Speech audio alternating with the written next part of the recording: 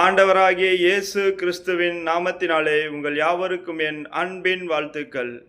எல்லோரும் சந்தோஷமா இருக்கிறீங்களா? சந்தோஷமாயிருங்கள். எப்பொழுதும் கர்த்தருக்குள் சந்தோஷமாயிருங்கள். இன்றைய தேவனுடைய வார்த்தை, குறி கேட்கிறவன் இருக்க வேண்டாம். இன்றைய தேவனுடைய வார்த்தை, குறி கேட்கிறவன் இருக்க வேண்டாம். வாங்கள் தேவனுடைய வார்த்தையை பொறுமையாக, நிதானமாக, விசுவாசத்துடன் நாம் கேட்போம்.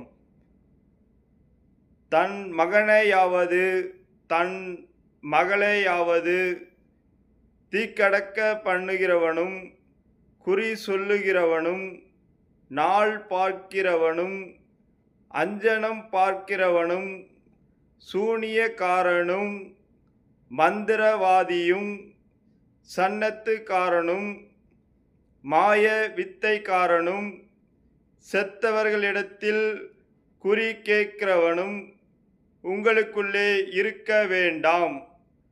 உபாகமம் 18ஆம் அதிகாரம் 10ஆம் வசனம் மற்றும் 11ஆம் வசனம். இன்றைய தேவனுடைய வார்த்தை என்ன சொல்கிறது என்றால்,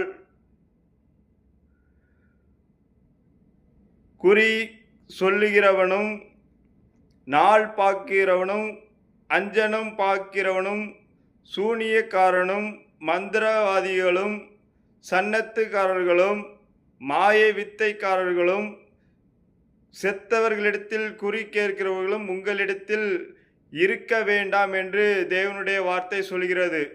நமக்கு தொடர்ந்து அநேக கஷ்டங்கள் வரும்போது, அநேக இழப்புகள் வரும்போது, அநேக வேதனைகள் வரும்போது, அநேகர் வழி தவறி செல்கிறார்கள். மந்திரவாதிகிட்ட போய் என்ன கேட்கிறார்கள்? எங்கள் வாழ்க்கையில் என்ன நடக்குது? அஞ்சனம் பார்க்கிறவர்கள் போய் எங்கள் வாழ்க்கையில் என்ன நடக்கிறது? குறி சொல்கிறவர்களிடத்தில் போய் எங்கள் வாழ்க்கையில் என்ன நடக்கிறது என்று கேட்கிறார்கள். இந்த காரியங்கள் தேவனுக்கு அருவருப்பான காரியம், தேவனை கோபப்படுத்தும் காரியம். இனி இந்த வார்த்தையை கேட்ட தேவனுடைய பிள்ளைகள், இனி இந்த மாதிரி காரியம் கேட்க யாரும் செல்லாதீர்கள்.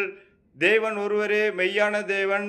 உலகத்தில் இருக்கிறவரை காட்டிலும் உங்களில் இருக்க பெரியவர் என்று விசுவாசிங்கள். இன்றைய தேவனுடைய வார்த்தையை பொறுமையாக, நிதானமாக, விசுவாசத்துடன் பார்த்த கேட்ட உங்கள் யாவரையும் தேவன் தாமே ஆசீர்வதிக்கவே ஆசீர்வதித்து உங்களை பெருகவே பெருக செய்வார். Thank you friends. மறக்காமல் சப்ஸ்கிரைப் பண்ணுங்கள், லைக் பண்ணுங்கள், கமெண்ட் பண்ணுங்கள். எதை செய்தாலும் தேவனுக்கென்று செய்யுங்கள். தேவ நாம மகிமைப்பட செய்யுங்கள். Thank you friends.